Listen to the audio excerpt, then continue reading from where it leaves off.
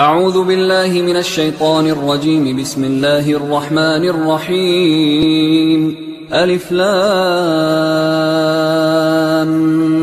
ميم. ذلك الكتاب لا ريب فيه هدى للمتقين الذين يؤمنون بالغيب ويقيمون الصلاة ومما رزقناهم ينفقون والذين يؤمنون بما أنزل إليك وما أنزل من قبلك وبالآخرة هم يوقنون أولئك على هدى من ربهم وأولئك هم المفلحون. إن الذين كفروا سواء عليهم أأنذرتهم أم لم تنذرهم لا يؤمنون. ختم الله على قلوبهم وعلى سمعهم وعلى أبصارهم غشاوة ولهم عذاب عظيم. ومن الناس من يقول آمنا بالله وباليوم الآخر وما هم بمؤمنين يخادعون الله والذين آمنوا وما يخدعون إلا أنفسهم وما يشعرون. في قلوبهم مرض فزادهم الله مرضا ولهم عذاب أليم بما كانوا يكذبون. وإذا قيل لهم لا تفسدوا في الأرض قالوا إنما نحن مصلحون ألا إنهم هم المفسدون ولكن لا يشعرون. وإذا قيل لهم آمنوا كما آمن الناس قالوا أنؤمن كما آمن السفهاء ألا إنهم هم السفهاء ولكن لا يعلمون. وإذا لقوا الذين آمنوا قالوا آمنا وإذا خلوا إلى شياطينهم قالوا إنا معكم إنما نحن مستهزئون. الله يستهزئ بهم ويمدهم في طغيانهم يعمهون. أولئك الذين اشتروا الضلالة بالهدى فما ربحت تجارتهم وما كانوا مهتدين. مثلهم كمثل الذي استوقد نارا فلما أضاءت ما حوله ذهب الله بنورهم وتركهم في ظلمات لا يبصرون. صم بكم عمي فهم لا يرجعون. أو كصيب من السماء فيه ظلمات ورعد وبرق يجعلون أصابعهم في آذانهم من الصواعق حذر الموت والله محيط بالكافرين. يكاد البرق يخطف أبصارهم كلما أضاء لهم مشوا فيه وإذا أظلم عليهم قاموا ولو شاء الله لذهب بسمعهم وأبصارهم إن الله على كل شيء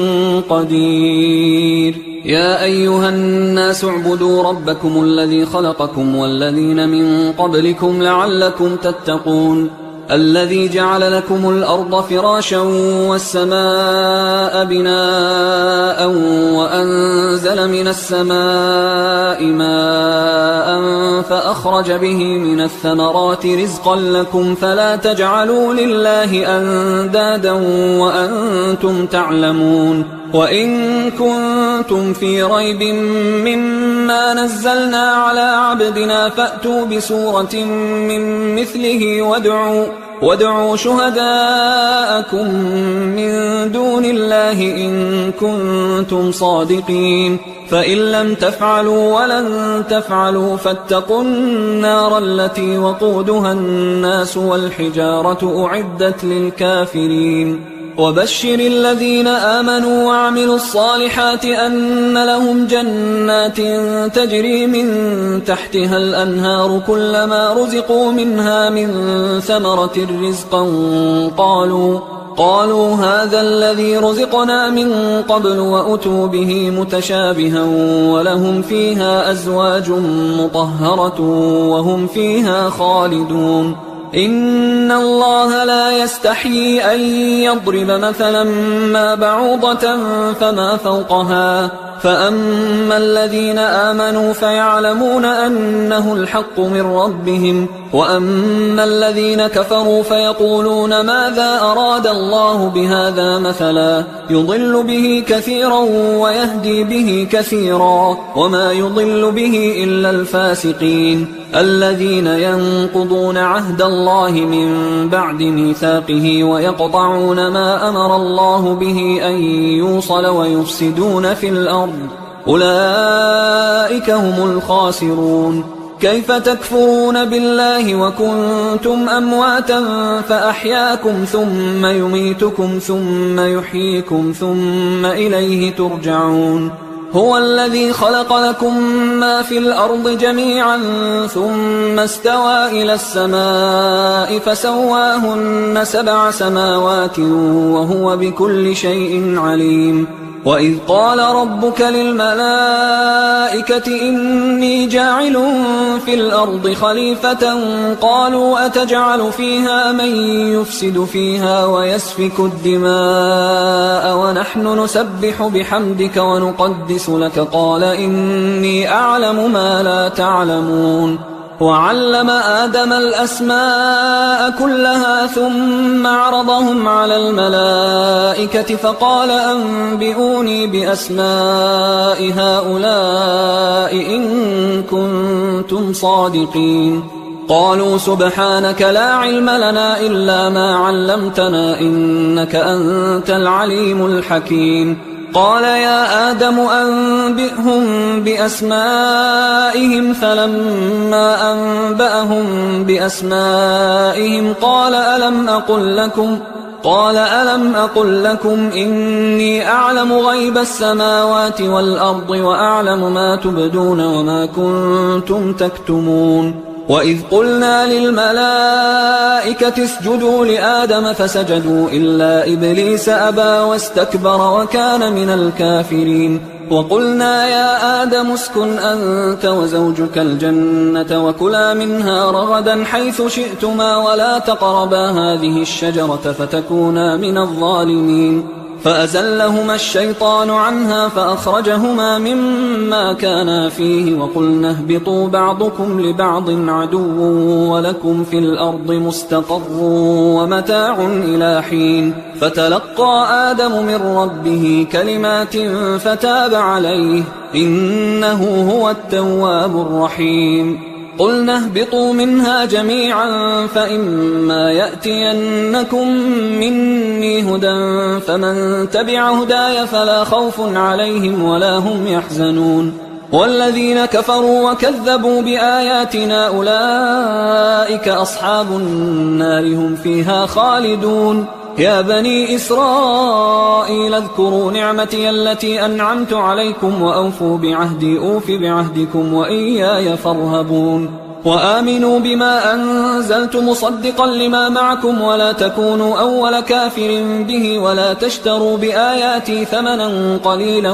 وإياي فاتقون. ولا تلبسوا الحق بالباطل وتكتموا الحق وأنتم تعلمون. وأقيموا الصلاة وآتوا الزكاة واركعوا مع الراكعين. أتأمرون الناس بالبر وتنسون أنفسكم وأنتم تتلون الكتاب أفلا تعقلون. واستعينوا بالصبر والصلاة وإنها لكبيرة إلا على الخاشعين الذين يظنون أنهم ملاقو ربهم وأنهم إليه راجعون. يا بني إسرائيل اذكروا نعمتي التي أنعمت عليكم وأني فضلتكم على العالمين. واتقوا يوما لا تجزي نفس عن نفس شيئا ولا يقبل منها شفاعة ولا يؤخذ منها عدل ولا هم ينصرون. وإذ نجيناكم من آل فرعون يسومونكم سوء العذاب يذبحون أبناءكم ويستحيون نساءكم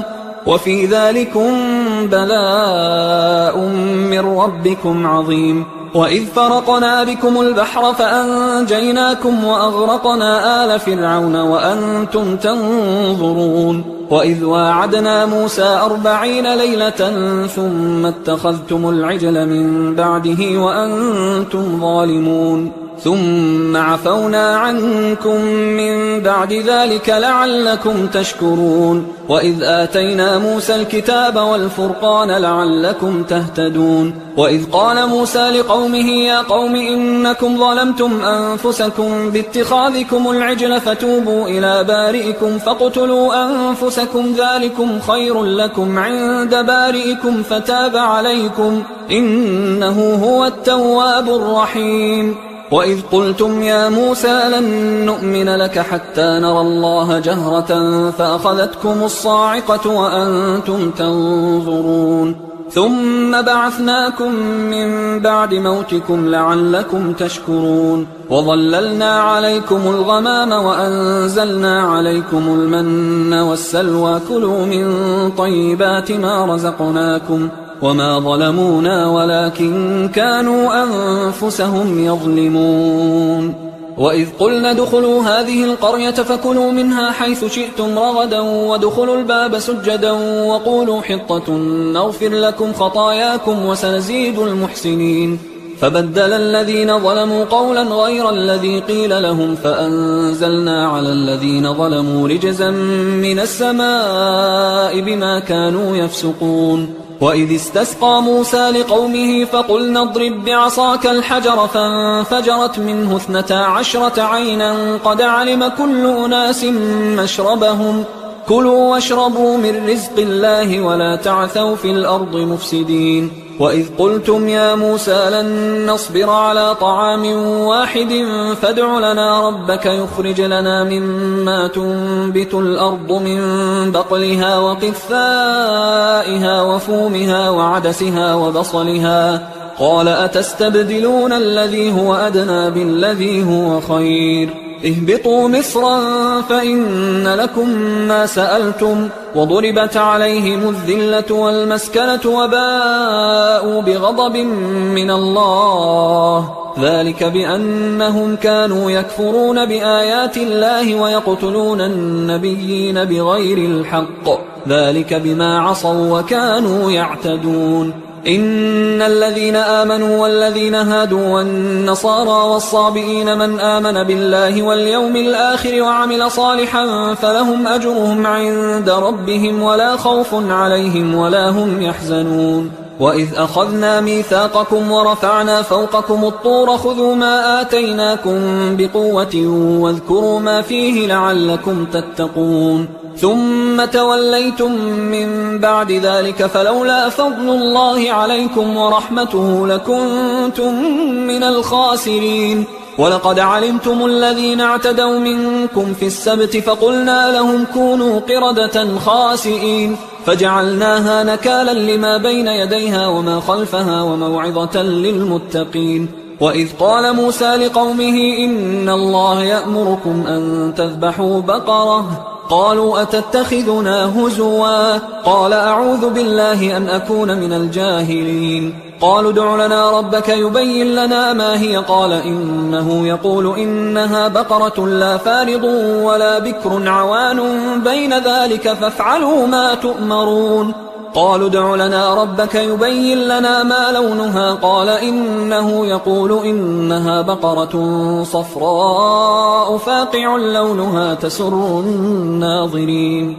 قالوا ادع لنا ربك يبين لنا ما هي إن البقرة شابه علينا وإنا إن شاء الله لمهتدون قال إنه يقول إنها بقرة لا ذلول تثير الأرض ولا تسقي الحرث مسلمة لا شية فيها قالوا الآن جئت بالحق فذبحوها وما كادوا يفعلون وإذ قتلتم نفسا فادارأتم فيها والله مخرج ما كنتم تكتمون فقلنا اضربوه ببعضها كذلك يحيي الله الموتى ويريكم آياته لعلكم تعقلون ثم قست قلوبكم من بعد ذلك فهي كالحجارة أو أشد قسوة وإن من الحجارة لما يتفجر منه الأنهار وإن منها لما يشقق فيخرج منه الماء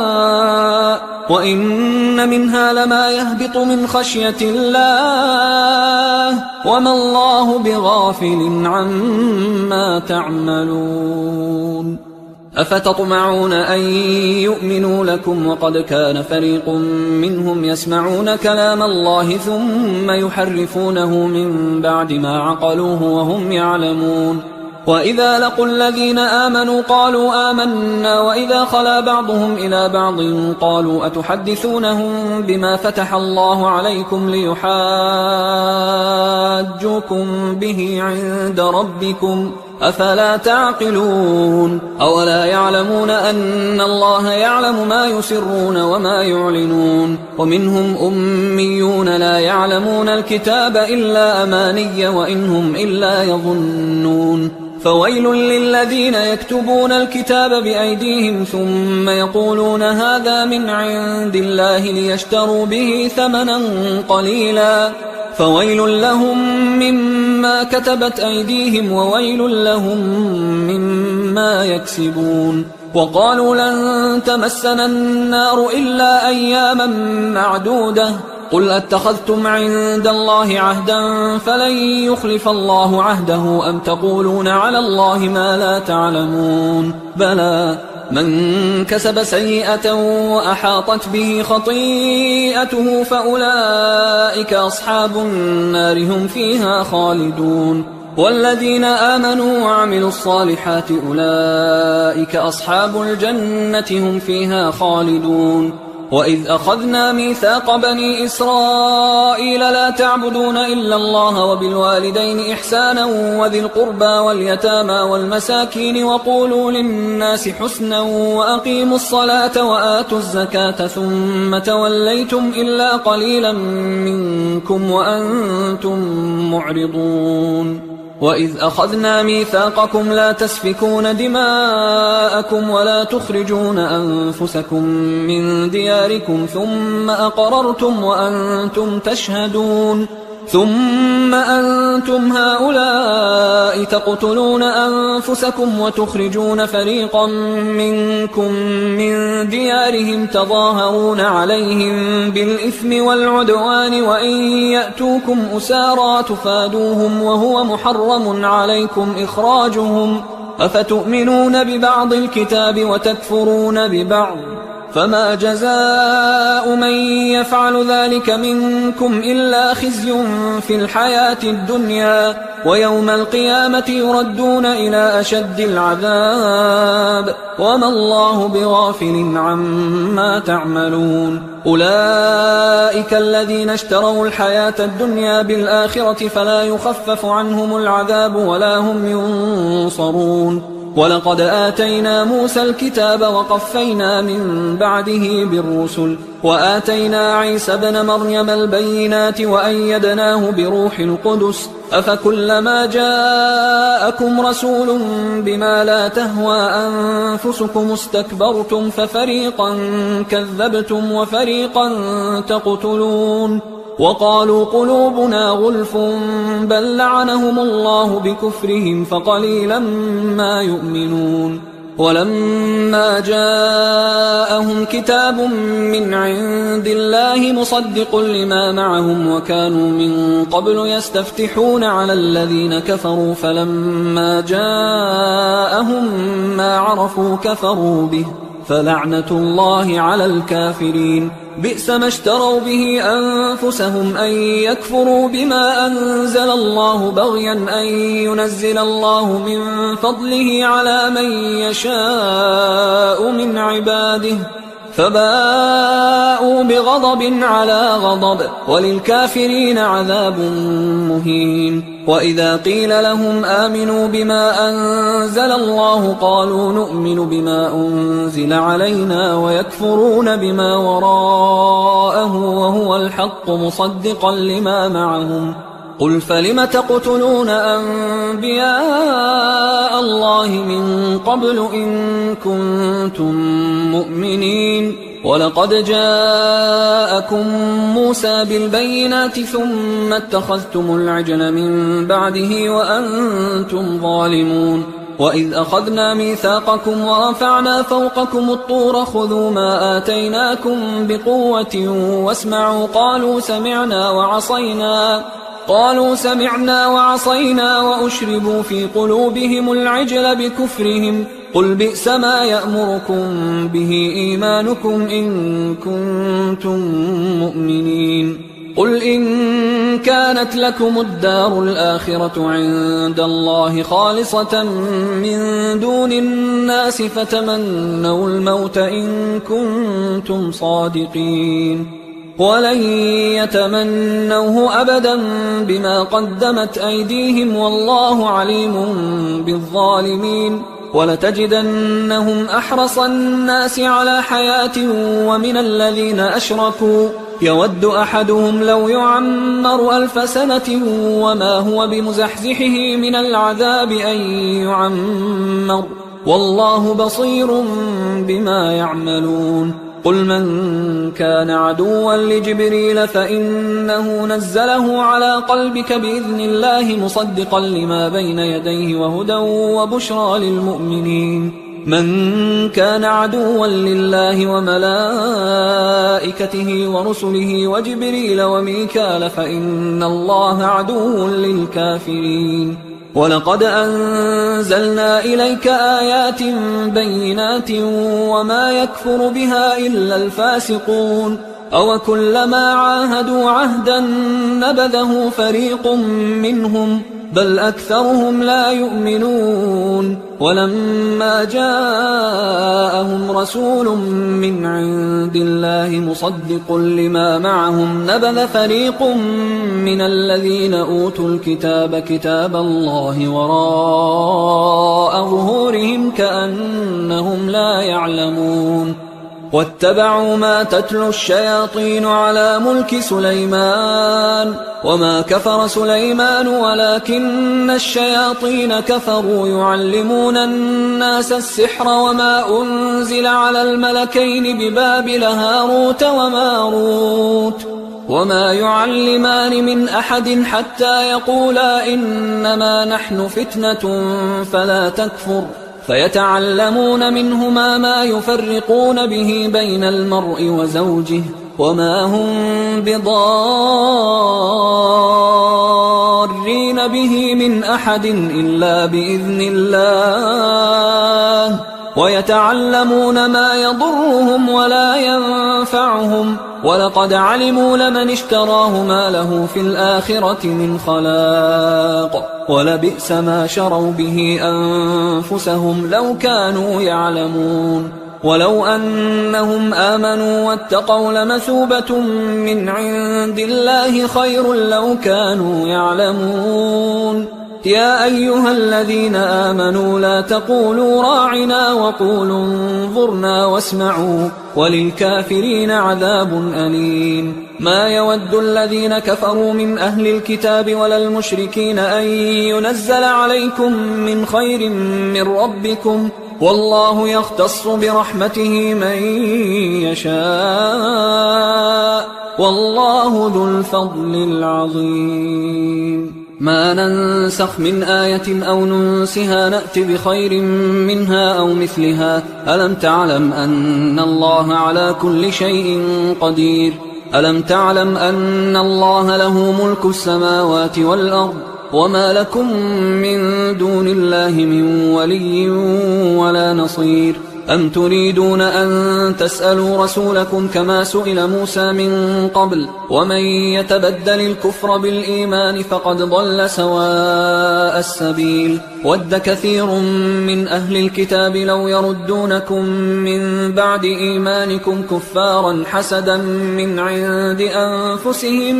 من بعد ما تبين لهم الحق فاعفوا واصفحوا حتى يأتي الله بأمره إن الله على كل شيء قدير وأقيموا الصلاة وآتوا الزكاة وما تقدموا لأنفسكم من خير تجدوه عند الله إن الله بما تعملون بصير وقالوا لن يدخل الجنة إلا من كان هودا أو نصارى تلك أمانيهم قل هاتوا برهانكم إن كنتم صادقين بلى من أسلم وجهه لله وهو محسن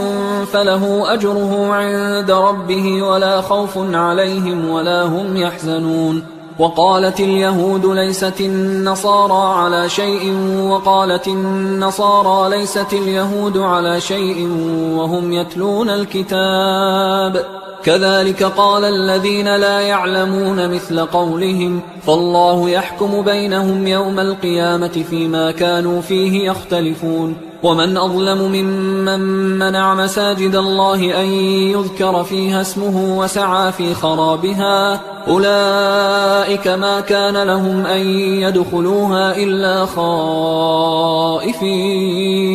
لهم في الدنيا خزي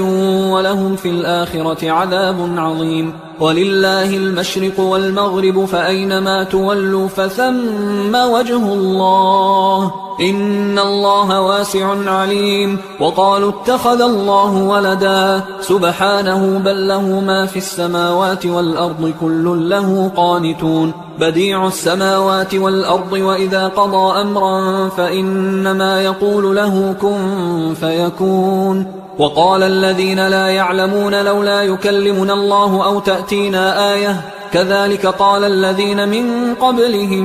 مثل قولهم تشابهت قلوبهم قد بينا الآيات لقوم يوقنون إنا أرسلناك بالحق بشيرا ونذيرا ولا تسأل عن أصحاب الجحيم ولن ترضى عنك اليهود ولا النصارى حتى تتبع ملتهم قل إن هدى الله هو الهدى ولئن اتبعت أهواءهم بعد الذي جاءك من العلم ما لك من الله من ولي ولا نصير الذين آتيناهم الكتاب يتلونه حق تلاوته أولئك يؤمنون به ومن يكفر به فأولئك هم الخاسرون يا بني إسرائيل اذكروا نعمتي التي أنعمت عليكم وأني فضلتكم على العالمين واتقوا يوما لا تجزي نفس عن نفس شيئا ولا يقبل منها عدل ولا تنفعها شفاعة ولا هم ينصرون وإذ ابتلى إبراهيم ربه بكلمات فأتمهن قال إني جاعلك للناس إماما قال ومن ذريتي قال لا ينال عهد الظالمين وإذ جعلنا البيت مثابة للناس وأمنا واتخذوا من مقام إبراهيم مصلى وعهدنا إلى إبراهيم وإسماعيل أن طهرا بيتي للطائفين والعاكفين والركع السجود وإذ قال إبراهيم رب اجعل هذا بلدا آمنا وارزق أهله من الثمرات من آمن منهم بالله واليوم الآخر قال ومن كفر فأمتعه قليلا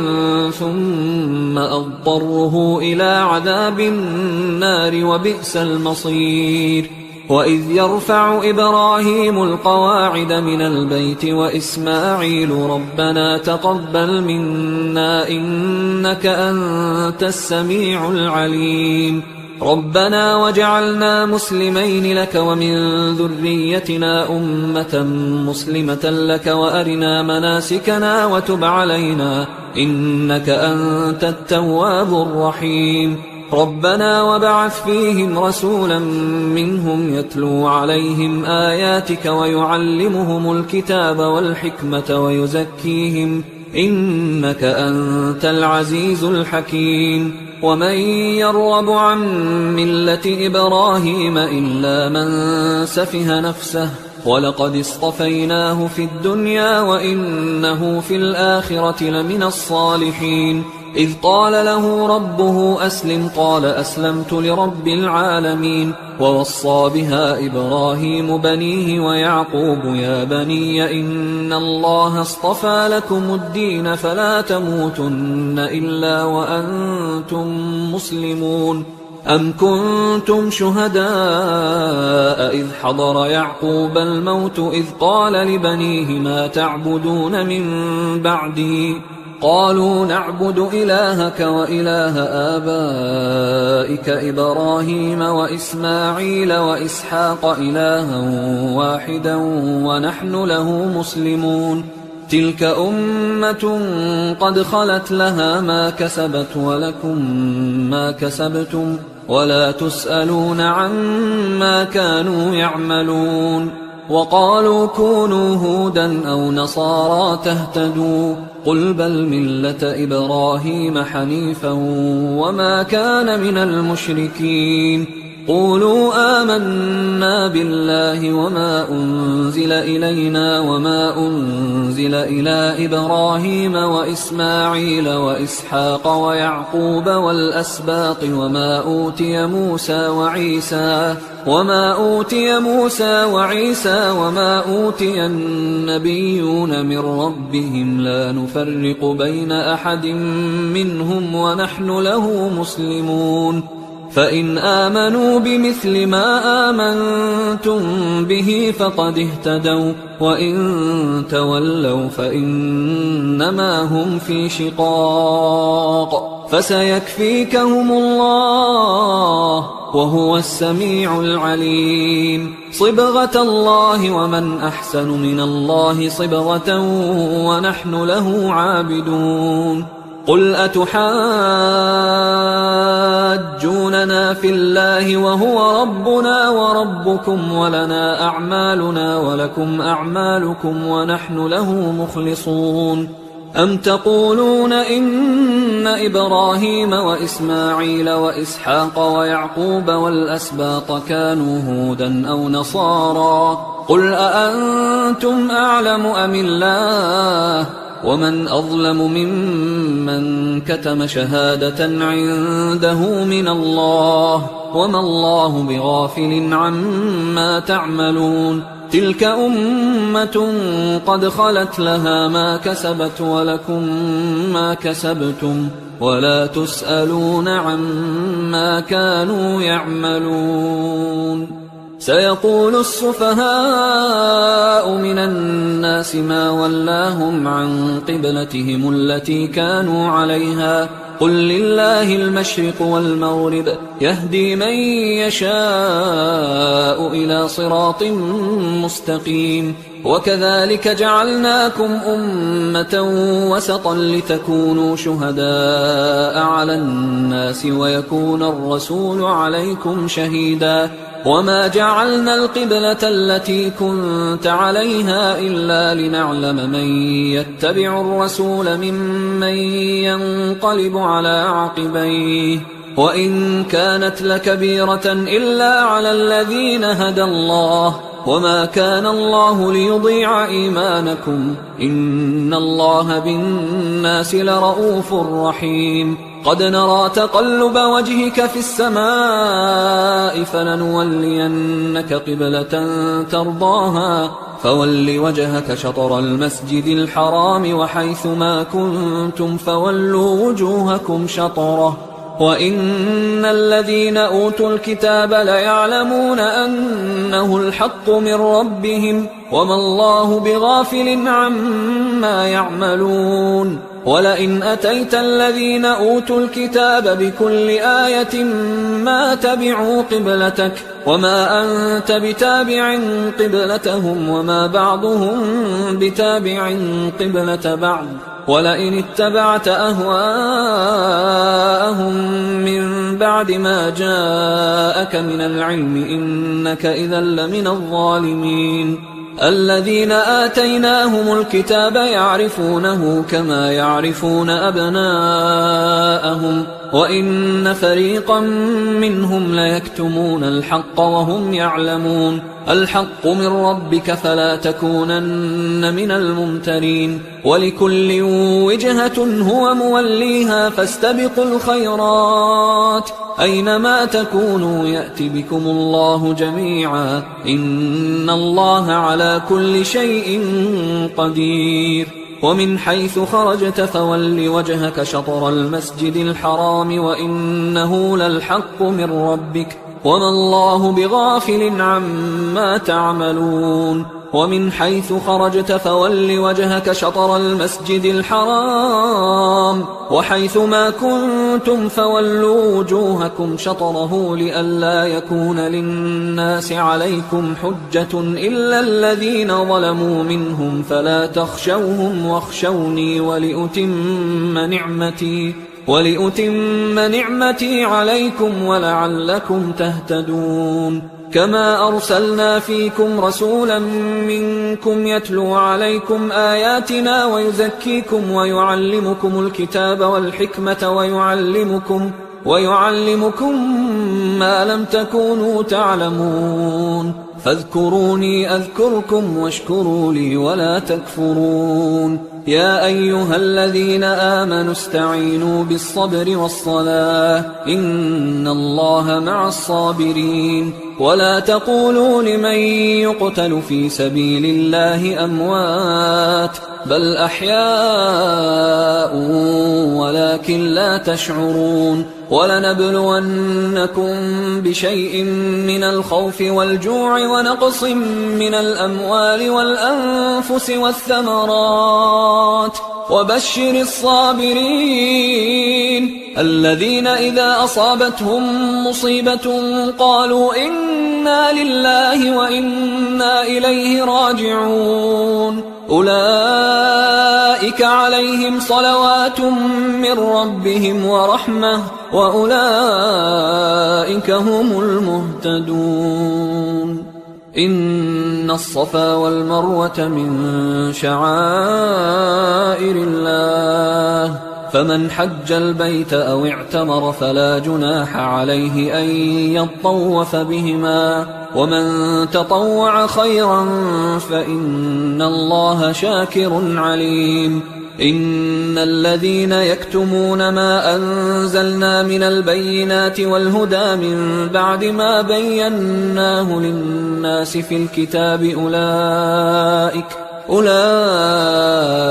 يلعنهم الله ويلعنهم اللاعنون إلا الذين تابوا وأصلحوا وبينوا فأولئك أتوب عليهم وأنا التواب الرحيم إن الذين كفروا وماتوا وهم كفار أولئك عليهم لعنة الله والملائكة والناس أجمعين خالدين فيها لا يخفف عنهم العذاب ولا هم ينظرون وإلهكم إله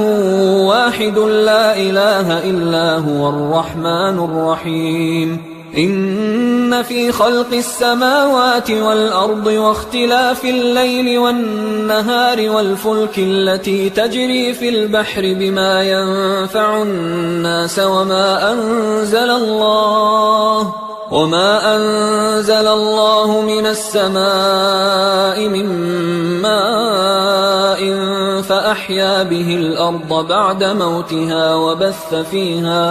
وبث فيها من كل دابة وتصريف الرياح والسحاب المسخر بين السماء والأرض لآيات لقوم يعقلون ومن الناس من يتخذ من دون الله أندادا يحبونهم كحب الله والذين آمنوا أشد حبا لله ولو يرى الذين ظلموا إذ يرون العذاب أن القوة لله جميعا وأن الله شديد العذاب إذ تبرأ الذين اتبعوا من الذين اتبعوا ورأوا العذاب وتقطعت بهم الأسباب وقال الذين اتبعوا لو أن لنا كرة فنتبرأ منهم كما تبرأوا منا كذلك يريهم الله أعمالهم حسرات عليهم وما هم بخارجين من النار. يا أيها الناس كلوا مما في الأرض حلالا طيبا ولا تتبعوا خطوات الشيطان إنه لكم عدو مبين. إنما يأمركم بالسوء والفحشاء وأن تقولوا على الله ما لا تعلمون. وإذا قيل لهم اتبعوا ما أنزل الله قالوا بل نتبع ما ألفينا عليه آباءنا أولو كان آباؤهم لا يعقلون شيئا ولا يهتدون. ومثل الذين كفروا كمثل الذي ينعق بما لا يسمع إلا دعاء ونداء صم بكم عمي فهم لا يعقلون. يا أيها الذين آمنوا كلوا من طيبات ما رزقناكم واشكروا لله إن كنتم إياه تعبدون. إنما حرم عليكم الميتة والدم ولحم الخنزير وما أهل به لغير الله فمن اضطر غير باغ ولا عاد فلا إثم عليه إن الله غفور رحيم. إن الذين يكتمون ما أنزل الله من الكتاب ويشترون به ثمنا قليلا أولئك ما يأكلون في بطونهم إلا النار ولا يكلمهم الله يوم القيامة ولا يزكيهم ولهم عذاب أليم. أولئك الذين اشتروا الضلالة بالهدى والعذاب بالمغفرة فما أصبرهم على النار ذلك بأن الله نزل الكتاب بالحق وإن الذين اختلفوا في الكتاب لفي شقاق بعيد. ليس البر أن تولوا وجوهكم قبل المشرق والمغرب ولكن البر من آمن بالله واليوم الآخر والملائكة والكتاب والنبيين وآتى المال على حبه ذوي القربى واليتامى والمساكين وابن السبيل والسائلين وفي الرقاب وأقام الصلاة وآتى الزكاة والموفون بعهدهم إذا عاهدوا والصابرين في البأساء والضراء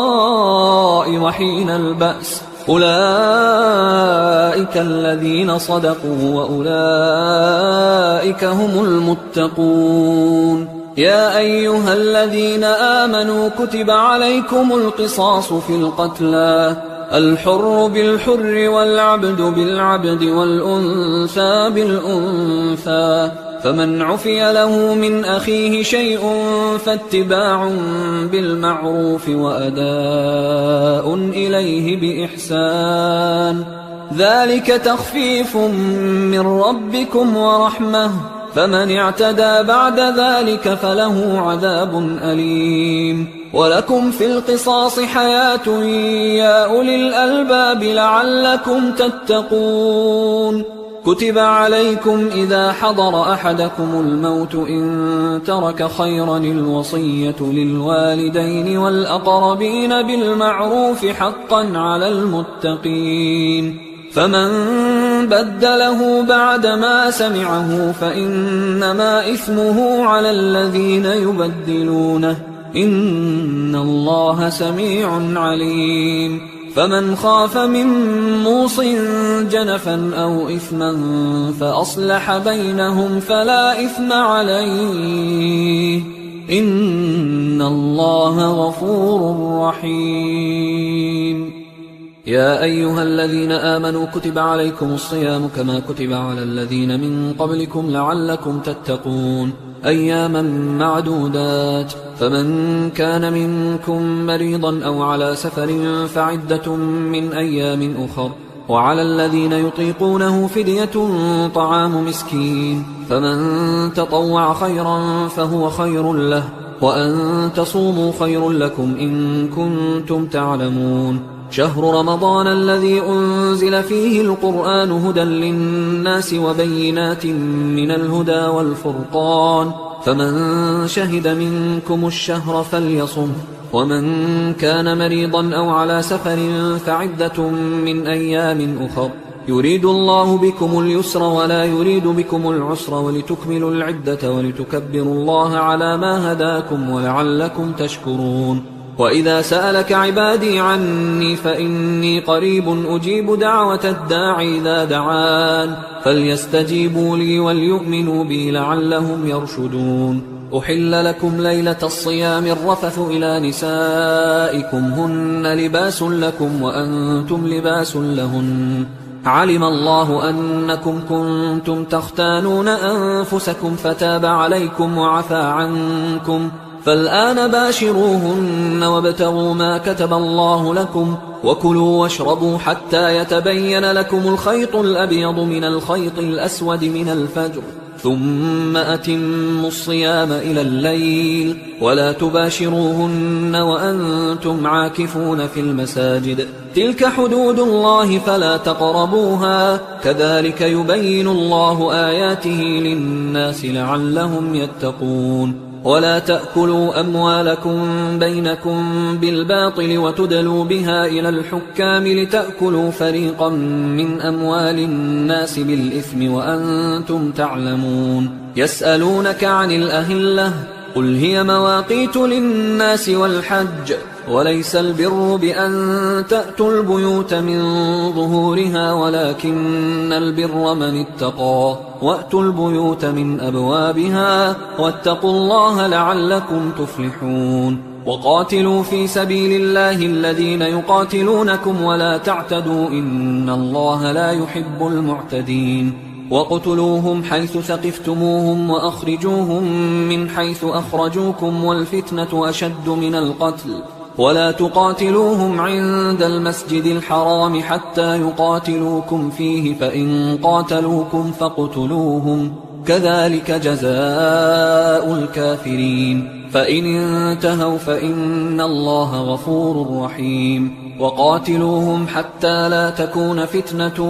ويكون الدين لله، فإن انتهوا فلا عدوان إلا على الظالمين. الشهر الحرام بالشهر الحرام والحرمات قصاص، فمن اعتدى عليكم فاعتدوا عليه بمثل ما اعتدى عليكم، واتقوا الله واعلموا أن الله مع المتقين. وأنفقوا في سبيل الله ولا تلقوا بأيديكم إلى التهلكة وأحسنوا إن الله يحب المحسنين. وأتموا الحج والعمرة لله، فإن أحصرتم فما استيسر من الهدي، ولا تحلقوا رؤوسكم حتى يبلغ الهدي محله، فمن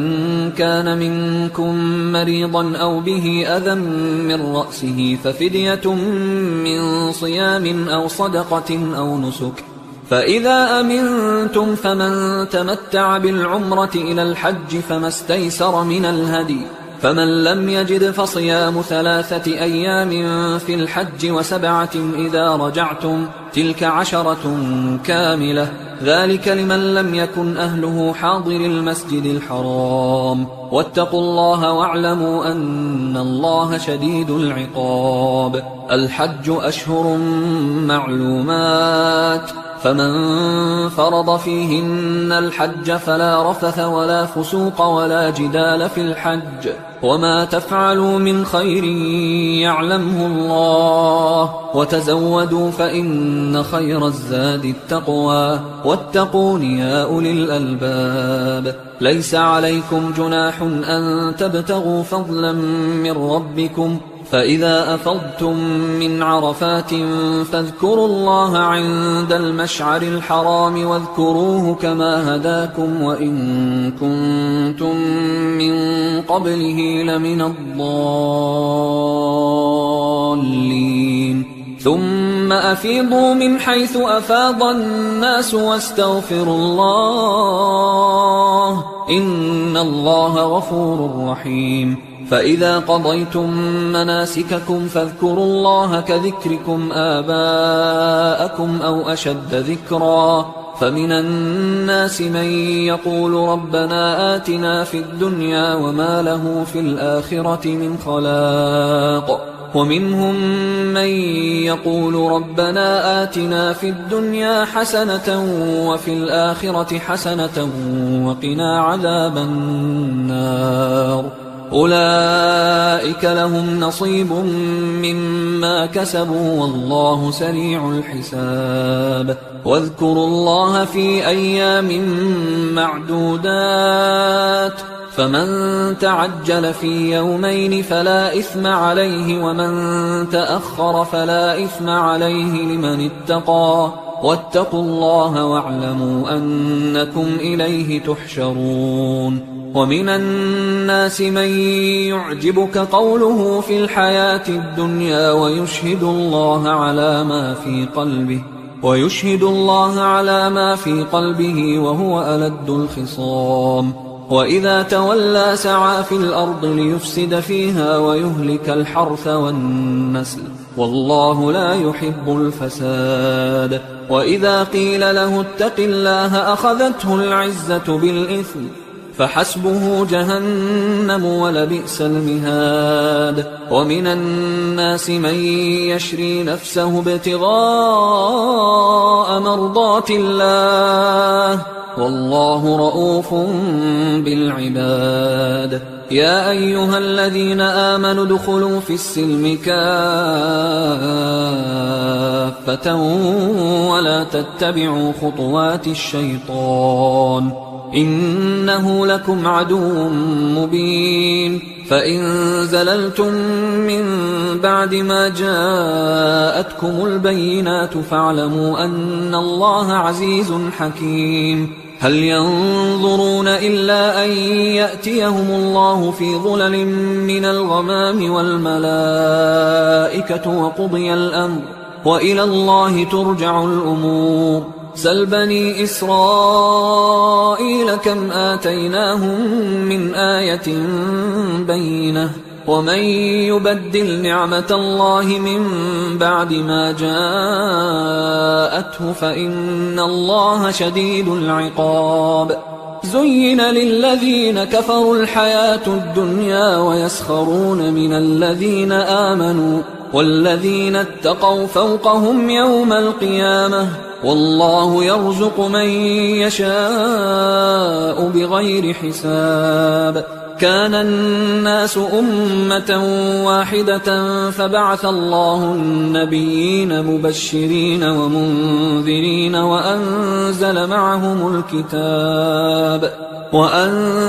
معهم الكتاب بالحق ليحكم بين الناس فيما اختلفوا فيه وما اختلف فيه إلا الذين أوتوه من بعد ما جاءتهم البينات بغيا بينهم فهدى الله الذين آمنوا لما اختلفوا فيه من الحق بإذنه والله يهدي من يشاء إلى صراط مستقيم. أم حسبتم أن تدخلوا الجنة ولما يأتكم مثل الذين خلوا من قبلكم مستهم البأساء والضراء وزلزلوا حتى يقول الرسول والذين آمنوا معه متى نصر الله ألا إن نصر الله قريب. يسألونك ماذا ينفقون قل ما أنفقتم من خير فللوالدين والأقربين واليتامى والمساكين وابن السبيل وما تفعلوا من خير فإن الله به عليم كتب عليكم القتال وهو كره لكم وعسى أن تكرهوا شيئا وهو خير لكم وعسى أن تحبوا شيئا وهو شر لكم والله يعلم وأنتم لا تعلمون يسألونك عن الشهر الحرام قتال فيه قل قتال فيه كبير وصد عن سبيل الله وكفر به والمسجد الحرام وإخراج أهله منه أكبر عند الله والفتنة أكبر من القتل ولا يزالون يقاتلونكم حتى يردوكم عن دينكم إن استطاعوا ومن يرتدد منكم عن دينه فيمت وهو كافر فأولئك حبطت أعمالهم في الدنيا والآخرة وأولئك أصحاب النار هم فيها خالدون إن الذين آمنوا والذين هاجروا وجاهدوا في سبيل الله أولئك يرجون رحمة الله والله غفور رحيم يسألونك عن الخمر والميسر قل فيهما إثم كبير ومنافع للناس وإثمهما أكبر من نفعهما ويسألونك ماذا ينفقون قل العفو كذلك يبين الله لكم الآيات لعلكم تتفكرون في الدنيا والآخرة ويسألونك عن اليتامى قل إصلاح لهم خير وإن تخالطوهم فإخوانكم والله يعلم المفسد من المصلح ولو شاء الله لأعنتكم إن الله عزيز حكيم ولا تنكحوا المشركات حتى يؤمنوا ولأمة مؤمنة خير من مشركة ولو أعجبتكم ولا تنكحوا المشركين حتى يؤمنوا ولعبد مؤمن خير من مشرك ولو أعجبكم أولئك يدعون إلى النار والله يدعو إلى الجنة والمغفرة بإذنه ويبين آياته للناس لعلهم يتذكرون ويسألونك عن المحيض قل هو أذى فاعتزلوا النساء في المحيض ولا تقربوهن حتى يطهرن فإذا تطهرن فأتوهن من حيث أمركم الله إن الله يحب التوابين ويحب المتطهرين نساؤكم حرث لكم فأتوا حرثكم أنى شئتم وقدموا لأنفسكم واتقوا الله واعلموا أنكم ملاقوه وبشر المؤمنين ولا تجعلوا الله عرضة لأيمانكم أن تبروا وتتقوا وتصلحوا بين الناس والله سميع عليم لا يؤاخذكم الله باللغو في أيمانكم ولكن يؤاخذكم بما كسبت قلوبكم والله غفور حليم للذين يؤلون من نسائهم تربص 4 أشهر فإن فاءوا فإن الله غفور رحيم وإن عزموا الطلاق فإن الله سميع عليم والمطلقات يتربصن بأنفسهن 3 قروء ولا يحل لهن أن يكتمن ما خلق الله في أرحامهن إن كن يؤمن بالله واليوم الآخر وبعولتهن أحق بردهن في ذلك إن أرادوا إصلاحا ولهن مثل الذي عليهن بالمعروف وللرجال عليهن درجة والله عزيز حكيم الطلاق 2 فإمساك بمعروف أو تسريح بإحسان ولا يحل لكم أن تأخذوا مما آتيتموهن شيئا إلا أن يخافا ألا يقيما حدود الله فإن خفتم ألا يقيما حدود الله فلا جناح عليهما فيما افتدت به تلك حدود الله فلا تعتدوها ومن يتعد حدود الله فأولئك هم الظالمون فإن طلقها فلا تحل له من بعد حتى تنكح زوجا غيره فإن طلقها فلا جناح عليهما أن يتراجعا إن ظنا أن يقيما حدود الله وتلك حدود الله يبينها لقوم يعلمون وإذا طلقتم النساء فبلغن أجلهن فأمسكوهن بمعروف أو سرحوهن بمعروف ولا تمسكوهن ضرارا لتعتدوا ومن يفعل ذلك فقد ظلم نفسه ولا تتخذوا آيات الله هزوا واذكروا نعمة الله عليكم وما أنزل عليكم من الكتاب والحكمة يعظكم به واتقوا الله واعلموا أن الله بكل شيء عليم وإذا طلقتم النساء فبلغن أجلهن فلا تعضلوهن أن ينكحن أزواجهن إذا تراضوا بينهم بالمعروف ذلك يوعظ به من كان منكم يؤمن بالله واليوم الآخر ذلكم أزكى لكم وأطهر والله يعلم وأنتم لا تعلمون والوالدات يرضعن أولادهن حولين كاملين لمن أراد أن يتم الرضاعة وعلى المولود له رزقهن وكسوتهن بالمعروف لا تكلف نفس إلا وسعها لا تضار والدة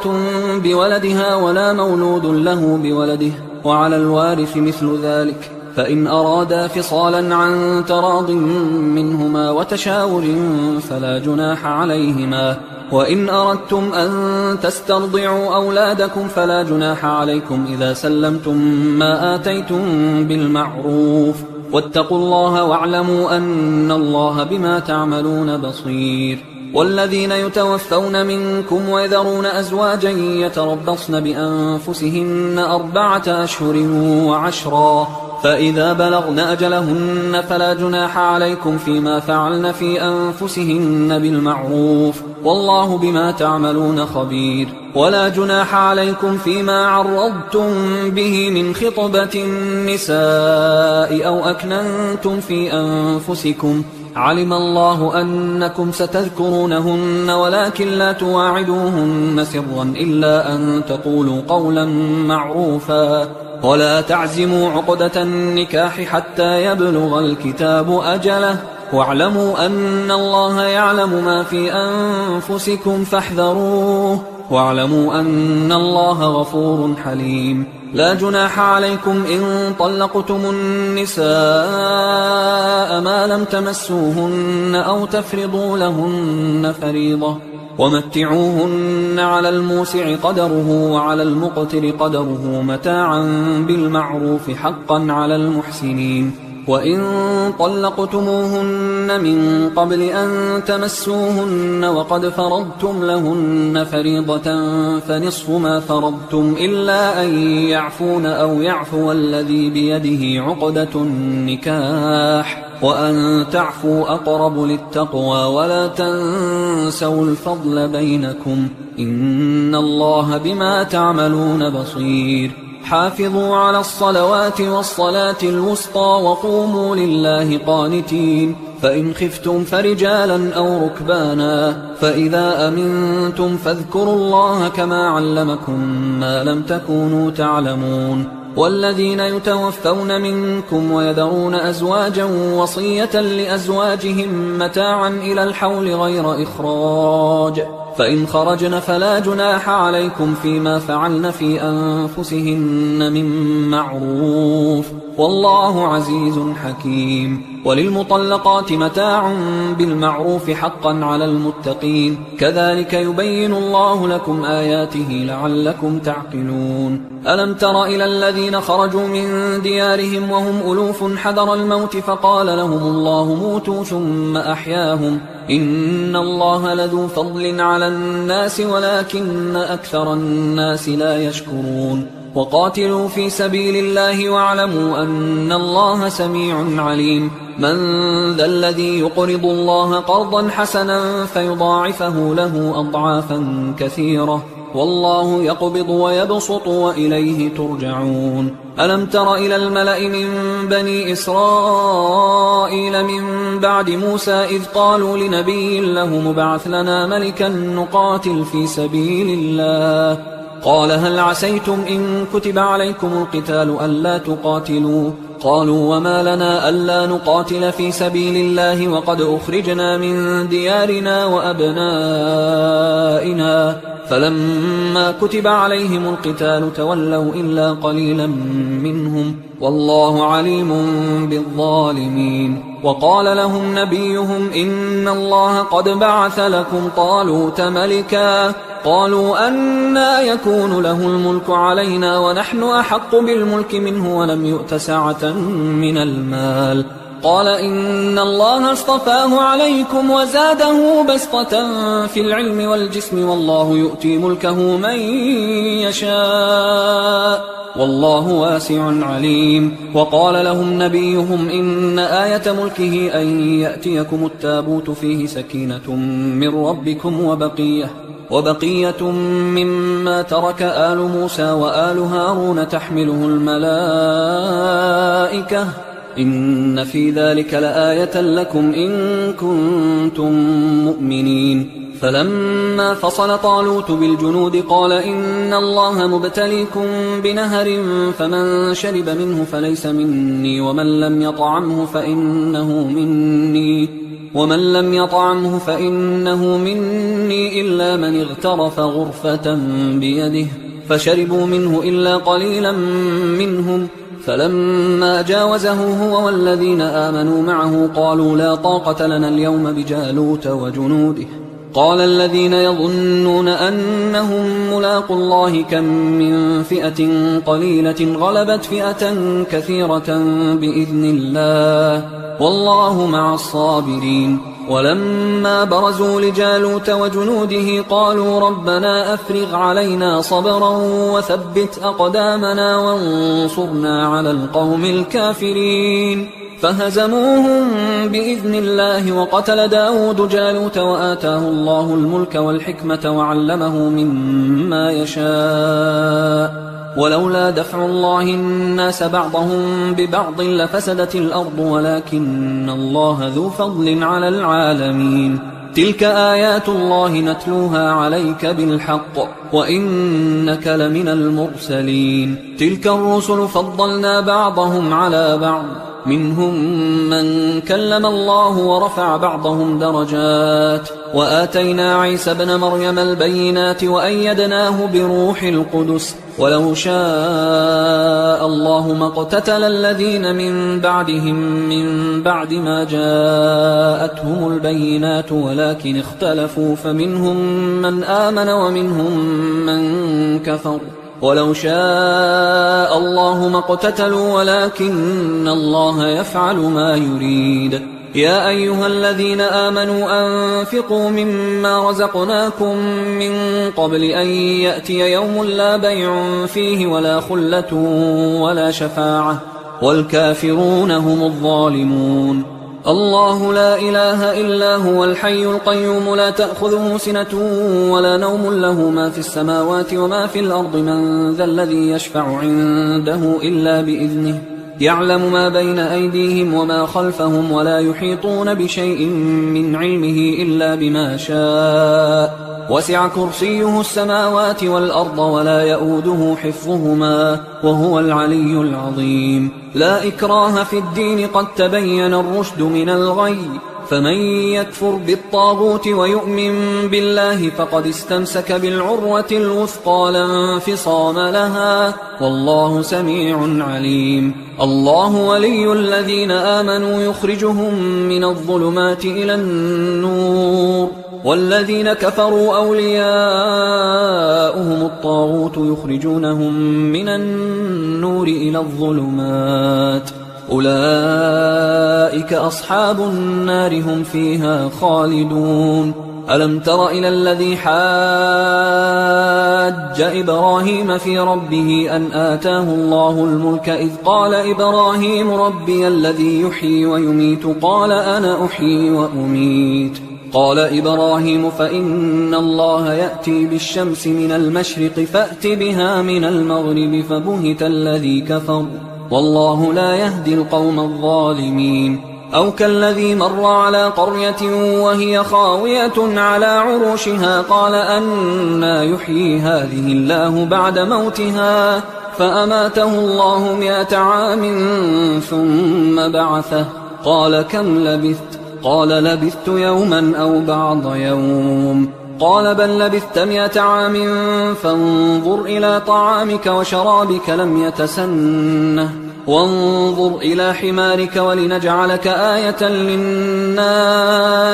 وانظر إلى العظام كيف ننشزها ثم نكسوها لحما فلما تبين له قال أعلم أن الله على كل شيء قدير وإذ قال إبراهيم رب أرني كيف تحيي الموتى قال أولم تؤمن قال بلى ولكن ليطمئن قلبي قال فخذ 4 من الطير فصرهن إليك ثم اجعل على كل جبل منهن جزءا ثم ادعهن يأتينك سعيا واعلم أن الله عزيز حكيم مثل الذين ينفقون أموالهم في سبيل الله كمثل حبة أنبتت 7 سنابل في كل سنبلة 100 حبة والله يضاعف لمن يشاء والله واسع عليم الذين ينفقون أموالهم في سبيل الله ثم لا يتبعون ما أنفقوا منا ولا أذى لهم أجرهم عند ربهم ولا خوف عليهم ولا هم يحزنون قول معروف ومغفرة خير من صدقة يتبعها أذى والله غني حليم يا أيها الذين آمنوا لا تبطلوا صدقاتكم بالمن والأذى كالذي ينفق ماله رئاء الناس ولا يؤمن بالله واليوم الآخر فمثله كمثل صفوان عليه تراب فأصابه وابل فتركه صلدا لا يقدرون على شيء مما كسبوا والله لا يهدي القوم الكافرين ومثل الذين ينفقون أموالهم ابتغاء مرضات الله وتثبيتا من أنفسهم كمثل جنة بربوة أصابها وابل فآتت أكلها ضعفين فإن لم يصبها وابل فطل والله بما تعملون بصير أيود أحدكم أن تكون له جنة من نخيل وأعناب تجري من تحتها الأنهار له فيها من كل الثمرات وأصابه الكبر وله ذرية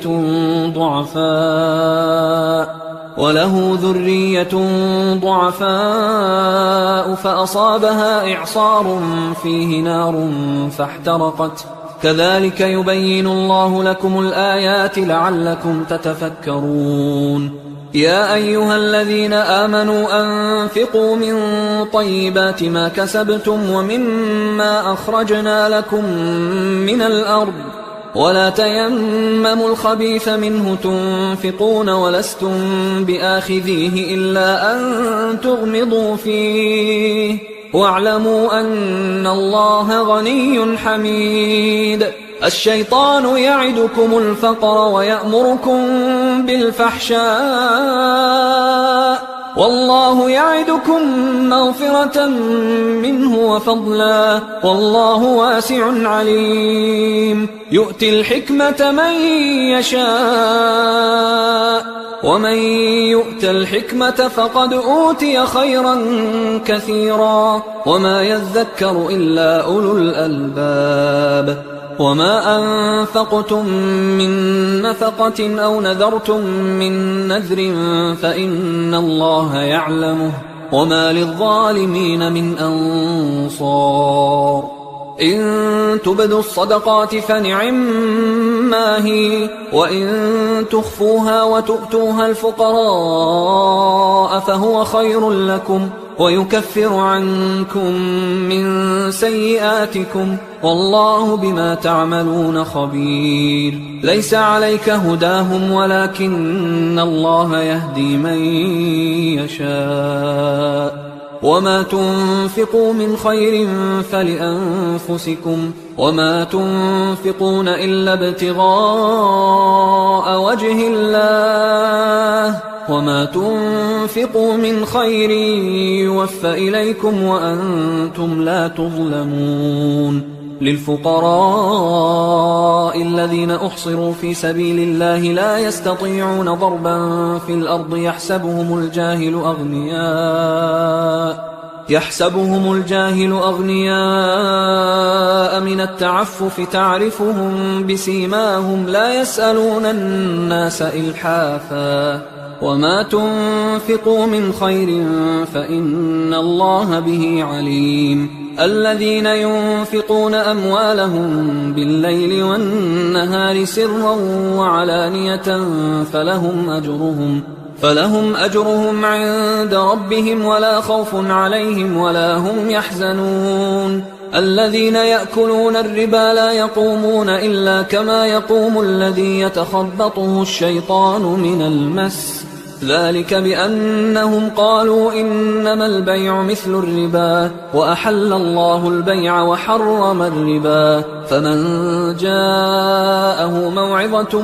من ربه فانتهى فله ما سلف وأمره إلى الله ومن عاد فأولئك أصحاب النار هم فيها خالدون يمحق الله الربا ويربي الصدقات والله لا يحب كل كفار أثيم إن الذين آمنوا وعملوا الصالحات وأقاموا الصلاة وآتوا الزكاة لهم أجرهم عند ربهم ولا خوف عليهم ولا هم يحزنون يا أيها الذين آمنوا اتقوا الله وذروا ما بقي من الربا إن كنتم مؤمنين فإن لم تفعلوا فأذنوا بحرب من الله ورسوله وإن تبتم فلكم رؤوس أموالكم لا تظلمون ولا تظلمون وإن كان ذو عسرة فنظرة إلى ميسرة وأن تصدقوا خير لكم إن كنتم تعلمون واتقوا يوما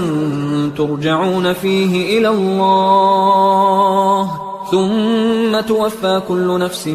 ما كسبت وهم لا يظلمون يا أيها الذين آمنوا إذا تداينتم بدين إلى أجل مسمى فاكتبوه وليكتب بينكم كاتب بالعدل ولا يأب كاتب أن يكتب كما علمه الله فليكتب وليملل الذي عليه الحق وليتق الله ربه ولا يبخس منه شيئا فإن كان الذي عليه الحق سفيها أو ضعيفا أو لا يستطيع أن يمله فليملل وليه بالعدل واستشهدوا شهيدين من رجالكم فإن لم يكونا رجلين فرجل وامرأتان ممن ترضون من الشهداء أن تضل إحداهما فتذكر إحداهما الأخرى ولا يأبى الشهداء إذا ما دعوا ولا تسأموا أن تكتبوه صغيرا أو كبيرا إلى أجله ذلكم أقسط عند الله وأقوم للشهادة وأدنى أن لا ترتابوا إلا أن تكون تجارة حاضرة تديرونها بينكم فليس عليكم جناح ألا تكتبوها وأشهدوا إذا تبايعتم ولا يضار كاتب ولا شهيد وإن تفعلوا فإنه فسوق بكم واتقوا الله ويعلمكم الله والله بكل شيء عليم وإن كنتم على سفر ولم تجدوا كاتبا فرهان مقبوضة، فإن أمن بعضكم بعضا فليؤدي الذي اؤتمن أمانته وليتق الله ربه ولا تكتموا الشهادة، ومن يكتمها فإنه آثم قلبه والله بما تعملون عليم. لله ما في السماوات وما في الأرض، وإن تبدوا ما في أنفسكم أو تخفوه يحاسبكم به الله فيغفر لمن يشاء ويعذب من يشاء والله على كل شيء